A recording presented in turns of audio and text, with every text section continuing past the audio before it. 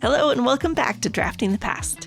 This is a show about the craft of writing history, and I'm your host, Kate Carpenter. For this episode, I was excited to interview historian and web developer Dr. Jason Heppler. Thanks, Kate. I'm glad to be here. I've been following Jason's work and career path for some time now, and I was so looking forward to talking to him about his new book, Silicon Valley and the Environmental Inequalities of High-Tech Urbanism, which came out earlier this year.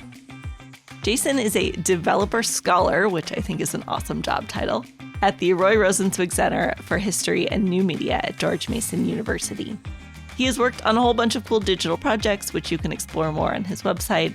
He is also the co-editor of the book Digital Community Engagement, Partnering Communities with the Academy. We talked about the evolution of his work alongside his career, the digital tools he uses in his own projects, the relationship between coding and writing, and much more. Enjoy my conversation with Dr. Jason Heppler. I've always sort of been interested in writing. It's a thing, I spent a lot of time even as a kid, just plugging away at a keyboard or writing in notebooks or whatever. But I would say things really started to take off probably even in college, where I started doing I was blogging a lot, for example, and did a lot of writing as a blogger. And then that shifted a little bit in graduate school. And I remember we started a blog, me and my friend Brent Rogers had started a blog together where we were mostly writing about digital history things as they came up and sharing things that we were writing for class and things like that. And I would say in a way, the blog space sort of became a really important way for us to think about ourselves as writers. And then certainly, just thinking about the kind of things that we were doing in graduate school, I really got interested in these ideas of how is it as historians can we be engaging writers, and how is it that we can help inform different publics with the things that we're working on? How do we reach people? I think a big challenge with even a book project is, those books don't always end up in people's hands. So how do you find different audiences, and where do you go to find those people? And some of this stuff I started to do with writing, started to try to look at some of those kind of venues. I found things like The Conversation to be really helpful in thinking about the way that I could write for different kinds of publics and sort of have a different kind of outreach thing that happens than what you might get otherwise through academic writing or otherwise. The Washington Post, for a while ran that Made by History series, which I think has moved to another venue, which I'm blanking on at the moment. But Time, I think. Time, now. That's right, yeah. And I did some writing for them. And, it was kind of a nice way to think about writing styles that were different than academic writing. I haven't published a whole lot of academic stuff, journal articles and things like that, in part because I really did want to write for different audiences. I was interested in, certainly I enjoy my conversations with my fellow historians, but I also wanted to, just think about how it is we can present history to different audiences than just ourselves, I suppose. And then I wrote a book, I guess. And so that went great. It was fun to write. It took a little longer than I thought it would, but it was a good time. Okay, excellent. Well, we're going to get into a bunch of the things you just mentioned, but first I want to start with all of my practical questions. So where and when do you work? So if I can help it, I try to write in the mornings. I just feel, I don't know, the things of the day just haven't gotten to me yet. So there's this period of time I feel like in the mornings where it's just a good time to write. I'm pretty lucky, I think, in my position at the Roy Rosenzweig Center for History and New Media. So even though my day job is as a software developer, there is 20% of my time which is set aside for the work I want to do. And so what that means in practice for me is oftentimes I'll take a Friday or part of a Friday as my writing day, right? And so I will spend that day either processing notes or reading or actually hands on the keyboard trying to get writing done. And there is a kind of routine, I suppose, that goes with that. I'm lucky enough also to kind of have my own office space, and it's actually separate from the house, which is nice. So there's this kind of mental separation, I suppose, that happens. I've got my coffee, there's the whole I've got a coffee. I actually have a laptop that's specifically just for writing. It's just our personal laptop for around our household, but that laptop, for example, has no work stuff on it at all, right? There's no Slack, there's no software development stuff on it. It's just the tools for writing. and it's mostly like stock applications that come with an Apple computer. And so having all of that, I think, is nice just to have like, I don't know, like kind of mental framing that I think goes into writing. And it just, I guess I found it to be pretty helpful for me. How do you organize yourself? Do you have tools that you use to organize your sources in your writing? Oh boy, I could go on for a long time probably about tools.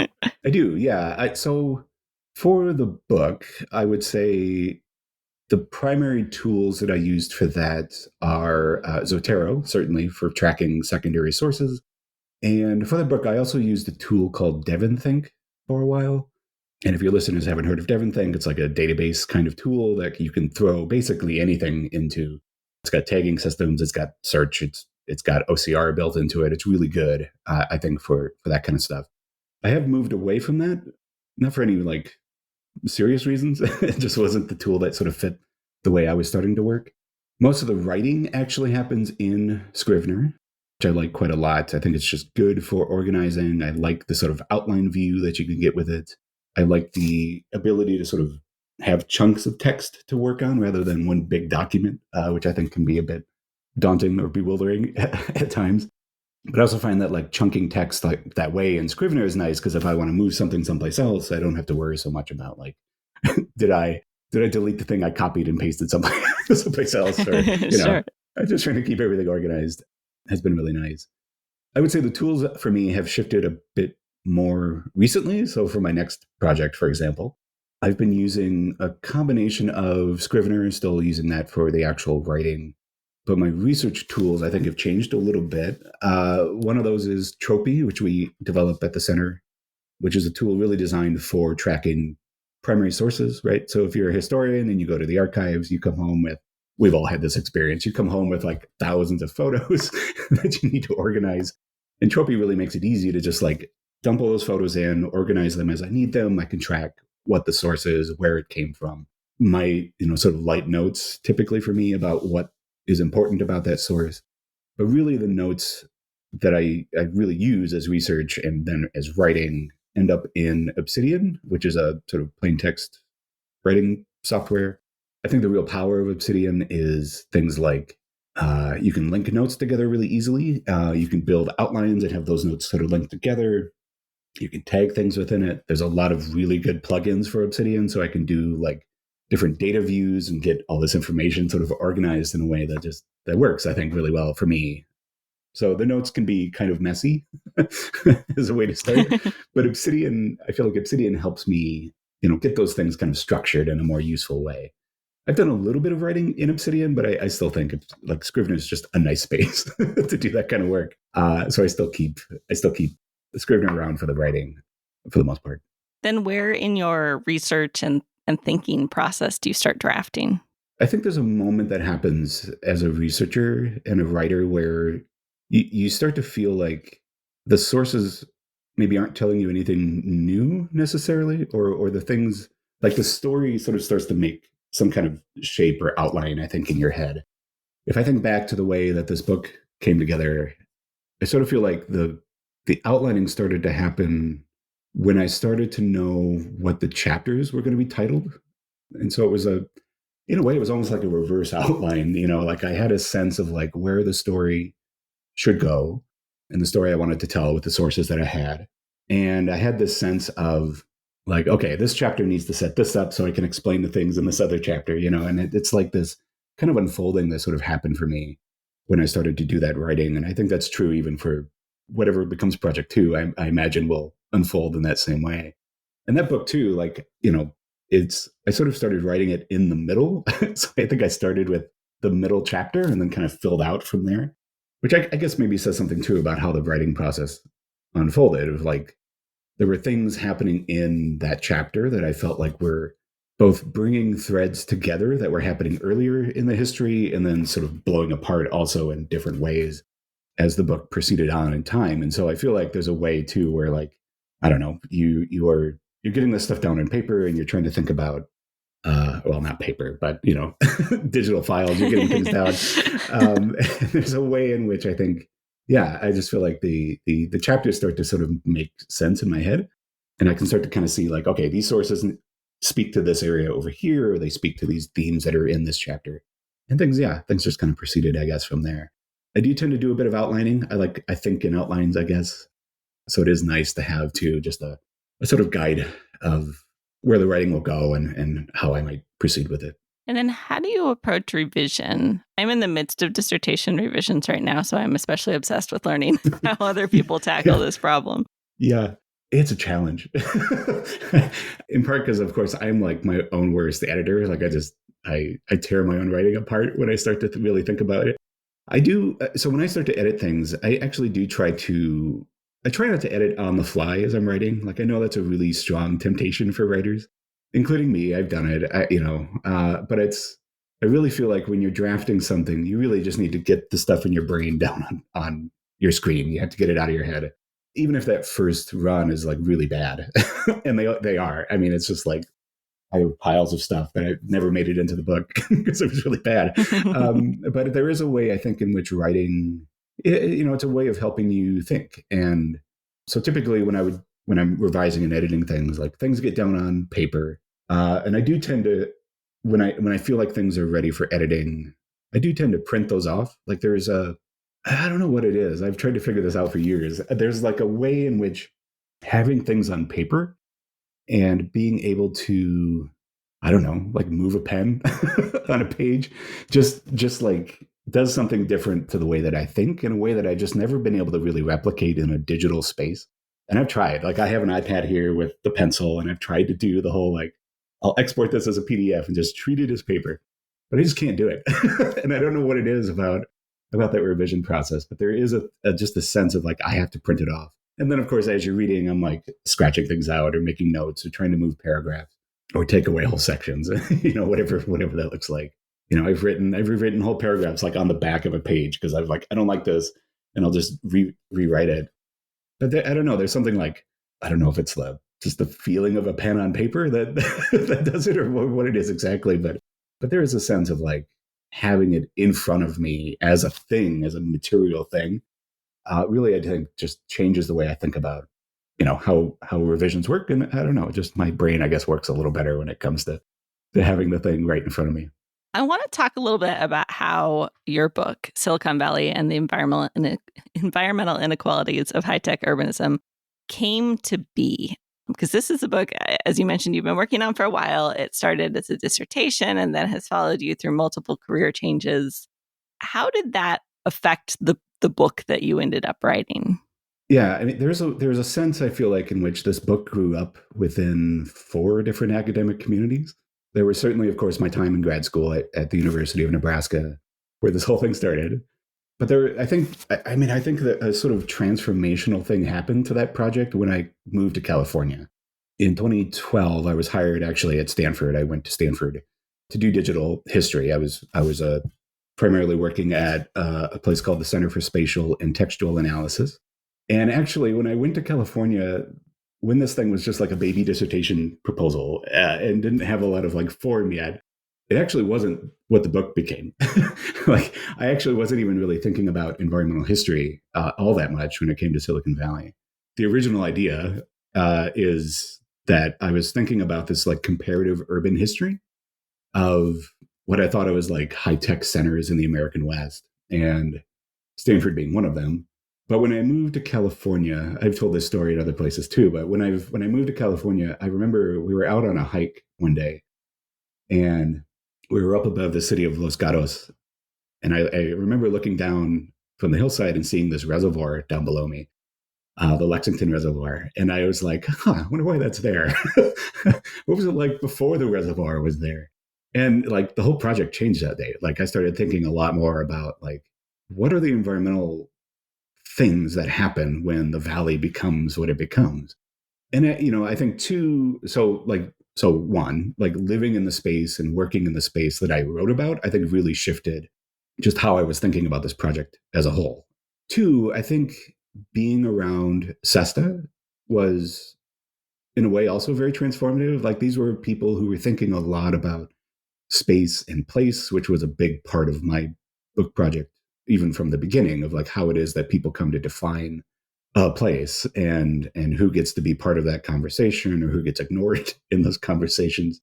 Just having that kind of thinking happening around you was kind of interesting. And the conversations I had and the things that I taught and the projects I was working on, it was all in a way just sort of like mind expanding in the way that I thought about this place and thought about the work I was trying to do. After that, I was a librarian for a short while at the University of Nebraska in Omaha. So we left California, and there it was. I would say it was there where a lot of the revisions happened. So I defended my dissertation in 2016. We moved back to Nebraska right about that time as well. That space, I think, was really good because my colleagues all ran like a writers group every Friday. And I think having that kind of consistency where we all got together, we all had our tea and our coffee. We had a space we went to, like we left our offices, we went somewhere different with the express purpose of, for the next 2 hours, we're just going to work. I think that was a really good thing. And if you're not part of a writing group, I actually think you should be. There's something really nice about that community, and like breaking out of your own routines, I think can actually be very good for the creative work that you need to do as a writer. And sharing drafts with people and just like talking through, like, here's the thing I'm trying to wrestle with. What do you think about it? And just like getting that kind of feedback almost real time was really nice. And trying to get that stuff kind of worked through. So about the time I left UNO was also about the time that I think the book was sent off to the press for its actual like peer review and everything. It was also about that time that I joined George Mason University in the Center for History and New Media. And at the center too, that community also is like cares a whole lot about the scholarship that we're all doing. As I mentioned, I have built-in time to do the work I want to do, which is really nice.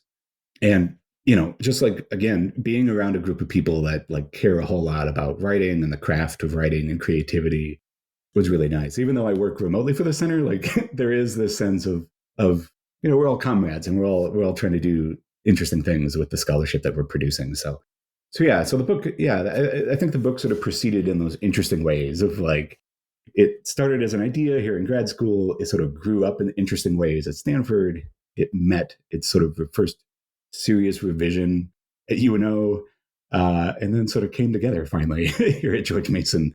Yeah, and I think just having those different communities of people was really helpful too. Just like everybody has different ideas about the craft of writing or the purpose of a book or, the things I was trying to do with this book. And I think all of that sort of together was interesting. And I think it helped the book become a much stronger thing than it was as a dissertation for sure.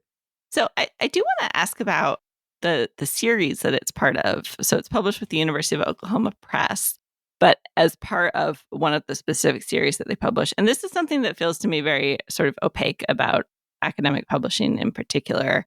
So I'm curious, what is that like? Because I know that means that there's both series editors, but then there are press editors too. And how do you work with all those different people? So I'll say, I think for the University of Oklahoma Press, to their great benefit, I felt like they try really hard to make sure that you're not feeling overwhelmed, the people that you work with. And what I mean by that is I really only had, I guess I had two point people, let's say, at the press. I worked very closely with Joe Schiller, who's the main editor there. Joe is great, by the way. So if anybody's looking to publish something, you should go to Oklahoma. Joe really helped push some of my thinking on some of this, especially in the introduction of the book, which I'm like eternally grateful for, which was really helpful. I think too, though, like my other point person was Mike Childers. Mike was one of the series editors for this series, and Mike would call me or text me about every month to ask where the book was at, in a good way. He was trying to get this thing done, and I'm good friends with Mike, so he's allowed to do that too. But Mike for the most part was always like, in a way, I feel like Mike was the person trying to really push this thing to get done, and also just like checking in, like how are things going, how's the writing going. But, Mike also gave me feedback on some early chapters and things like that. But I do think at one point, or at some point, I should say, most of that shifted over to Joe, right? And so most of the time I was talking with Joe about things, so when, for example, the peer reviews came back, it was Joe primarily that I was talking to about how should I proceed with some of this? What are the things that they really thought were important for me to address? What are the things that I wanted to push back against and not address? Most of that was happening through primarily one person, which I think was really nice because I didn't have to then, I wasn't like trying to have, 2 or 3 or 5 different conversations with people about, where the book was at or how I was responding to feedback or things like that. So I can't speak that that's always the case across presses. I don't know, I guess, how other series editors work. But I think for Oklahoma, it really did fall to 1 or 2 people. And I think that worked wonderfully well in my case. To look a little more closely at the book that resulted from that process, I asked Jason to read to us a bit from his new book. Here's Jason Heppler reading from Silicon Valley and the Environmental Inequalities of High-Tech Urbanism. If you traveled north along Highway 101 up the middle of the valley from San Jose to Palo Alto in 1956, you would have seen a rapidly expanding and bustling set of cities. Along the route, the western areas of Palo Alto, Santa Clara, and San Jose were awash in new subdivisions, home construction, and business parks, nestled among and often displacing fruit orchards. Throughout the valley, housing developers and industrial recruiters sold buyers on a countryside landscape. The land politics of the late 1940s and early 1950s led to a set of ideas becoming part of this imagined landscape. Clean industry, countrysides, wildflowers and orchards and rolling hills. This was, as well as Stegner recalled, as nearest Eden as one could find on Earth. Cities in the Santa Clara Valley never erased nature. Quite the opposite. The natural world mattered a great deal to the newcomers, who sought out ways to incorporate nature into their lives. City and nature are never distinguished entities, but overlap. Part of the process of this urban reconfiguration was an emerging understanding of the environment's role in providing newcomers the kind of lifestyle they had come to California to enjoy. For thousands of middle-class families, a life in the countryside, or what could amount to a countryside, represented an ideal location for families. Advertisers and real estate developers often highlighted the markers of the countryside: proximity to orchards, locations at the rural fringes of leisure and recreation, space to call a piece of land one's own, yet all within range of urban amenities and infrastructure that gave new homeowners a sense of being separate from an urban core while still benefiting from it. But not every arrival in the valley could expect access to such a landscape. That landscape was tightly controlled and defined. For other sections of the city, who could access the suburban countryside and for what purposes depended on race and class. From her vantage point in eastern San Jose, Mabel Mosley saw a very different landscape. In her neighborhood and those that surrounded it, the lack of paved streets, of street lighting and storm drains was a symptom of a larger issue. That the suburban vision driving not just San Jose's expansion, but expansion throughout the valley, excluded working-class Latinx residents and shouldered them with the brunt of the city's development consequences. So what goes into writing a passage like this? So there's a lot of things. There's a lot of things I think that go into writing this. To start, I'll say I think one thing that this book benefits from, or at least I hope it benefits from, is that I, again, was a person living in the place I wrote about. I think there's a way in which the valley sort of has its urban pattern set by the mid-1950s. And to such a degree that if you visit today, you can sort of imagine yourself back in 1956, right? Like, I think there's a way in which if I took somebody from Palo Alto today and took them back in time to 1956, I think there's a way you would feel very familiar with the things that you're looking at around you. Certainly urban development would look a little bit different. The buildings might look a little bit different. Not to sound too presentist, but there's, I think, a way in which this place still sort of feels like it's from the 50s and 60s. And I think there's a way that when you spend time there, you can kind of see that landscape. So that's one, I would say, like just being there and being in that space and thinking about it as a kind of historical artifact, I think was helpful. Two, there's a whole lot of sources, I think, that go into trying to think about how to describe this place. And so if I'm trying to think about this landscape in 1956, there's, I think, several things that I was trying to do, even just to write these couple of paragraphs. One would be government documents, of which I use a whole lot of them to try to think about like how government and political entities try to describe this space, those entities are also often recording how others are thinking about that space, whether that's residents or industry or something else. So there's a lot of like sourcing that I think can go into just how do people describe the space, and can I use some of that to then like sort of rebuild this as a way to talk about it here. There's a whole lot of photographs that go into thinking about this. There's a photograph collection actually at San Jose State University that's really good, all taken in between 1955 and 1957, let's say. They do a really good job both of like aerial photographs, so I can like get a sense of like, okay, what did this, if I'm literally driving up the highway in 1956, here's how the landscape looks. Like I can get a really good sense of that. But also really good photographs like on the ground, like standing in front of a tech company and like getting a sense of how well it's landscaped, how well it's like the sort of markers of manufacturing are sort of hidden, like you can't really see it. You get a really good sense, I think, of all of that. Also through photographs. Advertisements are a big part of this too, thinking about newspapers in particular and the way that developers often would market stuff to people. I think too, like there's some oral histories in here. Certainly getting Mabel Mosley's story is part of a product of oral history, but also a product of archival sourcing of like, there are people that are just not here. They're not photographed. They're not in the sources. They're not in the newspapers. If they're talked about in the newspapers, they're in a different part of the city, and that kind of sourcing too is like, again, thinking about newspapers, thinking about the kinds of things that people are reporting about the space that they are living in and working in, and trying to think about, there is, I think, in this sense, sort of two suburban visions, or maybe not suburban visions, but two, I guess, suburban experiences in Silicon Valley, where one is this sort of like, in a way, the stereotypical like Leave It to Beaver kind of environment of the white picket fences and everything. And others who want that experience too, but don't have that because the city hasn't paved the streets or it doesn't have consistent electrical infrastructure or sewers or things like that. And so, yeah, I think trying to, this set of passages, I think especially, is like trying to think about how it is I can capture that sense of place. And I think the sourcing that went into that, again, is like, it's a lot of things that try to think about, what would someone, driving along the highway in the mid 1950s, like, what would that experience be like? What would you see?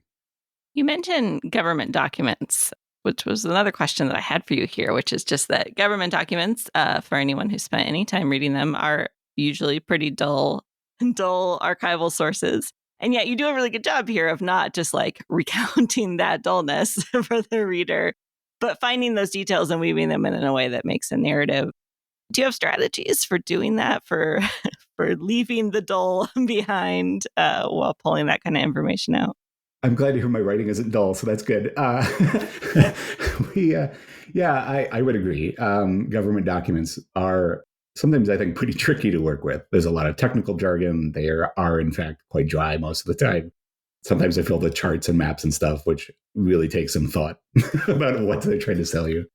Yeah, I mean, I think for me, I think there's a way in which you can read government documents very closely to try and think about like different ways you might read against those documents, whether that's reading between the lines or taking sourcing from something else and trying to think about like, okay, this source says this about this area, but the government documents say this about it. Like, what is that actually trying to tell us within these documents?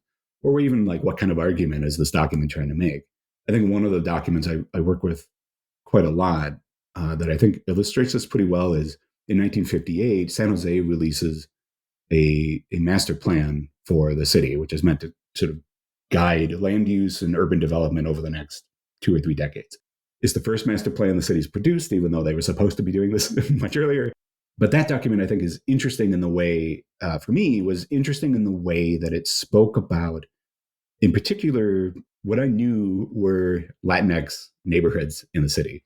Some of that was some of the maps they produced, where they were trying to track things like blight, and most of that mapped onto communities of color throughout the valley. But even the way that they would sometimes write about things, would just like, yeah, it'd be very technical and dry. But it had this way, I think, of illuminating for me about like how the city sort of saw this landscape. And like, I knew what those people were going through as the city made these decisions. And I think trying to think about that really helped. What are the neighborhoods that they're talking about? What are the neighborhoods they're not talking about? Even though you might expect them to, which is always kind of interesting to think about. What are the ways that their figures and charts might illuminate the way that you can think about a space? I think all of that's pretty hard to do, I think, at times, but there are ways, I think, even in the charts and the jargon, you can find ways to kind of pull out stories and if you can reword those, like try to think of a way that is a little more interesting, that still gets the same thing across that they're trying to say, but do so in a different way. I would say the other thing too that helped me in thinking about these government documents is I did do some digital history stuff with them. In my case, for example, I was doing a lot of OCR of these documents. So I just had text to work with, just plain text, which was nice. But I have a few like computer scripts or computer programs I wrote that were designed to help me sort of look for words or phrases across all of these documents. So if they were talking about, streets, like give me, my program would say like, okay, I would say, give me anything that talks about streets, right? Or give it this set of words that indicated something about streets. And my script would then return back like every mention of that these things were happening across all of these different documents that I was using. So there's also this way in which I felt like I could pinpoint where I was spending my time in these documents, which I think was a good thing overall. I feel like I was able to sort of more efficiently spend time with those things in a way. Because again, at some point, like your eyes start to glaze over as you're reading these things. But I think if you're able to pinpoint some of the stuff you're looking for, I don't know. I feel like I was able to sort of dive into things a little deeper with them or find things that maybe I would have overlooked trying to read this at night with coffee or whatever. Yeah. And just trying to pull some of that together was also, I think, really helpful. Because then you're also taking like not just one government document, but you're thinking about like, how do these 10 documents over the course of the 1950s mention streets or talk about the infrastructure of sewage or something like that? You're like just trying to think differently about how I access those sources, which I think also helps sort of reframe how I write about them, right? I have just this better sense of like how these things are sometimes in communication with one another. And yeah, just trying to like take that stuff, even if it is super jargon heavy, and like, reframe that in a way that I think is more, I hope, more interesting to read than staring at a planning document. Was a substantial part of your organizing and working with your archival sources then data cleanup too? Maybe I'm using bad OCR tools, but I feel like mine miss a lot, especially in those like 50s, printouts Yep. that are sort of questionable. Yeah, that's a great question. Like in some ways, I think as a 20th century historian, I'm fortunate because I don't have to deal with, say, handwriting from the 19th century, which is awful. Sure. No shade on my 19th century historians. I've been there too. I would say yes, there was a decent amount of data cleanup that had to happen. OCR, as you know, and I'm sure many of us know, is not great most of the time. And just pausing for a moment here in case you have no idea what we're talking about. OCR stands for optical character recognition, and it's technology that allows a computer to read an image of words in a photograph or PDF and convert that to searchable machine text. So yeah, so there was, I think, a decent amount of time that I spent just cleaning up what that OCR looked like, if only in some ways to help. Well, one, I guess, suppose to help my own sort of digital history work, to think about the things I was doing with those documents. But even for me as a reader, trying to think about like, how do I transcribe this thing in a way that would be useful for me? Because again, like I guess I didn't mention this at the top, but I do spend a lot of time also transcribing or OCRing documents again for this kind of keyword searching and other things I might do with that material. So having a clean document to work from, it does get pretty important. I would hate to miss something or misread something, if the OCR was bad. I feel like things are a little better today. I've been shocked actually at how well my iPhone can actually do OCR on documents I use. Like it's even recognizing columns and stuff now, which is like blows my mind because that's not a thing I could have done even probably 5 years ago. Very well anyway. So yeah, I would say yes. The short answer is yes. Spend a lot of time doing data cleanup for sure. Well, this actually leads really well into another thing I'm really eager to talk to you about, because in addition to being really interested in this book and your writing of it, I'm really interested in how your work as a web developer is another form of writing and how they go together. So I'm curious. I mean, we've seen an example of just like practical ways that your digital work might help your writing. But how do you think about that relationship between coding and writing in that work? Yeah, so I do think there is a way in which writing code sort of exercises the same kind, like the same part of your brain, I suppose. There is a sense I feel like in times where writing code in some ways does often feel like a sense of a lot like writing prose actually, where you have all this stuff in your brain that you're trying to like translate into something understandable, right? I guess with code in this case, you're trying to make it understandable to a computer, but you are trying to do this. Like I have all this stuff I'm trying to do. I have some output that I'm looking to do. How do I get there? And I think writing code, in one sense, is a lot like that, where like there's a set of things that have to happen. They have to happen, and usually in a particular order. They have to make sense to you when you come back to it, months from now. So you have to remember what you did. You're leaving yourself comments and other things like that, so you know. And also, too, like actually, there's a lot of going back to sources and references. Like you're reading up on documentation, or you're reading up on your own notes that you took about how you did something with the code. And yeah, there is this, I think, an interesting kind of in an interesting way, they sort of mirror each other in some ways. The outputs are different, of course, and I think the intention perhaps behind each is a little different, certainly. But yeah, I think there is this way in which writing code in a way feels at times like writing prose, for sure. Do you think your coding affects your writing?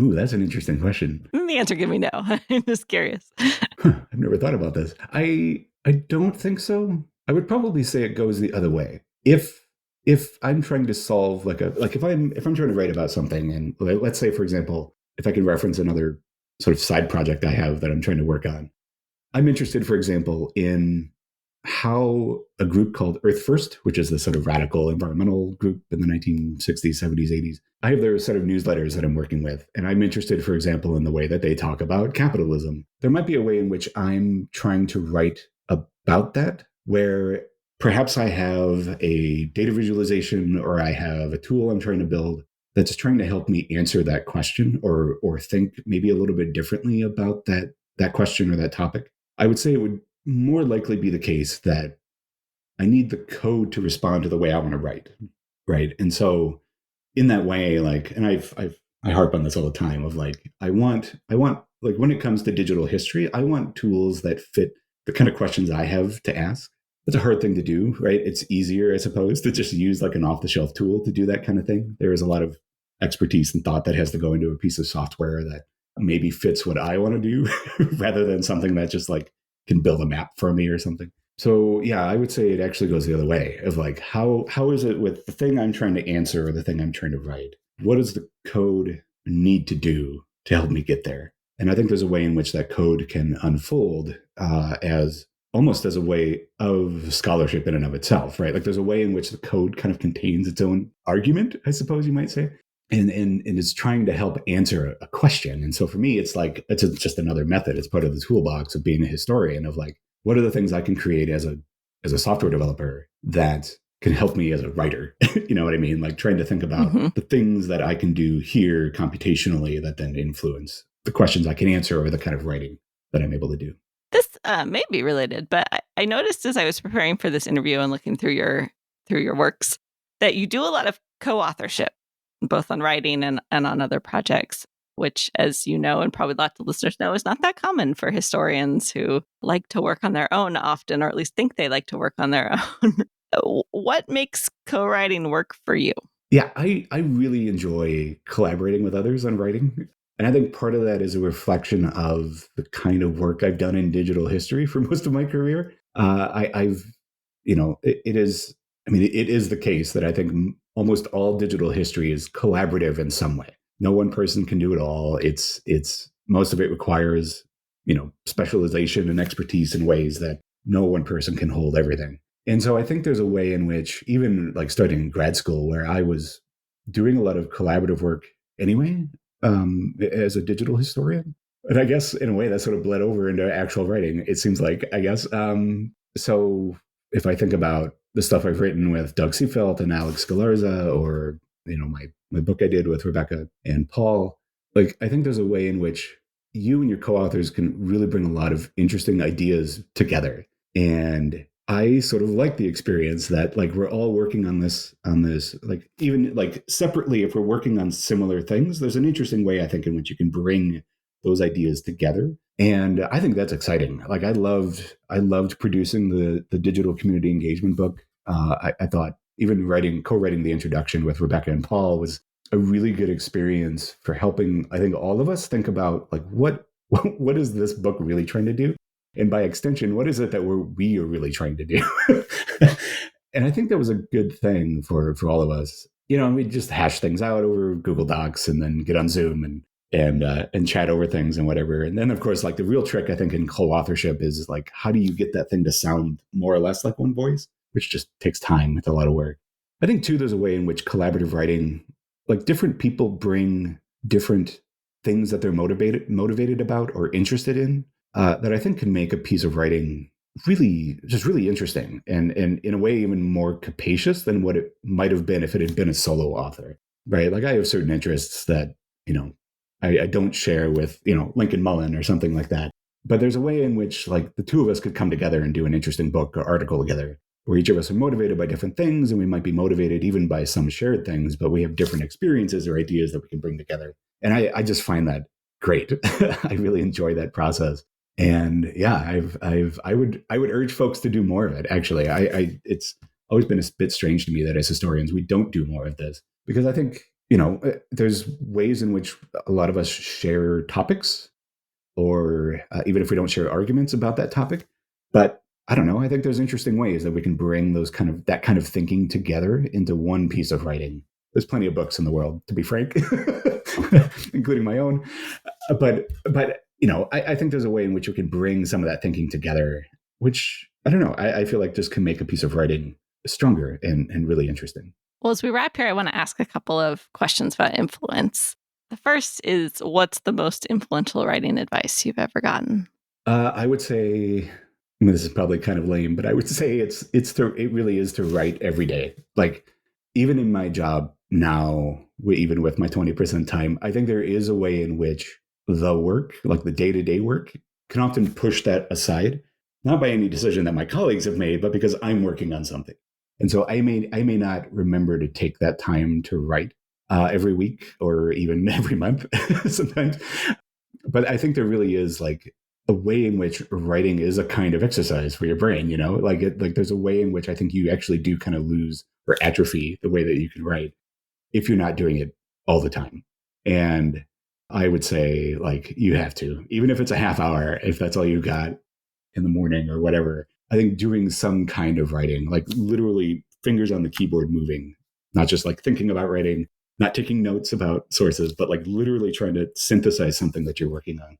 I think you have to get that stuff down on paper and do it every day if you can. Who are the other writers or maybe other forms of media that you turn to for inspiration? I would say I do a lot of reading of both fiction and nonfiction, or at least I try to. Because I think fiction can also just bring an interesting way to think about writing, of course, and think about the world and even think about the kind of things that we do as historians. I would say, I guess lately, I've been spending a lot of time with both Wallace Stegner, who shows up in my book, but also I like him as a writer.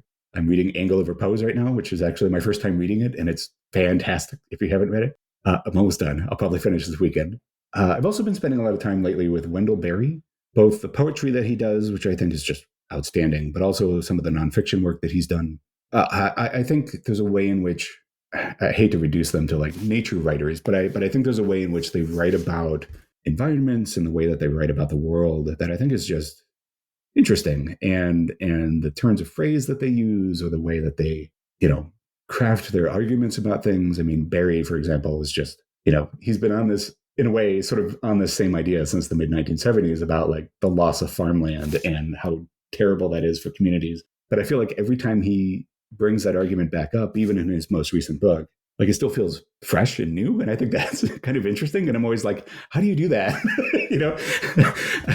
That's amazing. Not that I'm going to like spend the next 30 years writing about Silicon Valley. I really don't want to do that. But I do think there's an interesting way in which like, I'm just curious about how these authors do this work. I would say too, like podcasts. I'm actually really interested, especially in narrative podcasts. Not to like keep plugging the Roy Rosenzweig Center, but we have a studio that does narrative podcasts, and I They're so find that good. kind of well, thank you. I find that kind of writing just very different, certainly, than the kind of writing you do in a book. And I've even tried to do it, and there is a way I think in which, like, if you try to write two different things, if you're trying to write a piece of a chapter and you're trying to then translate that chapter into a script, I think there's a way in which that, like, the mode of writing can actually improve the chapter. You know what I mean? Like, there's a way in which you think about communication differently, perhaps more concisely, which is probably a good thing. Shorter books are good, by the way. But I think there's like a mode of writing that happens as a podcast. I don't know. It like, again, it sort of unlocks a thing in my brain about how we write these things for people, and how do you keep it engaging? How do you keep it interesting? How do you keep it active? Right? Like, there's a way, I think, especially in narrative podcasts, where you have to keep it moving. I've listened to plenty of really dull interview podcasts or other things that they just don't work as well. I think narrative podcasts are really an interesting way in which you can unfold the history for people and just engage audiences in different ways. So yeah, that's kind of where things are at right now. Mix of fiction, nonfiction podcast. Before I let you go, you've given a couple hints during this conversation, but are you up for talking about what you're working on these days? Sure, I can do that. I have a few different ideas of things that I want to work on. Well, so I can start certainly by like just saying there's, of course, a lot of things going on around the Roy Rosenzweig Center for History and New Media. We have lots of projects that are going on. I won't single any out right here, but just to say, like, we've got a lot of cool stuff coming. So I hope you'll watch. And by the way, we have a newsletter. So if you haven't subscribed, you should. In my own research, though, where I'm spending my time lately is I'm coming back to some research I did years ago in graduate school.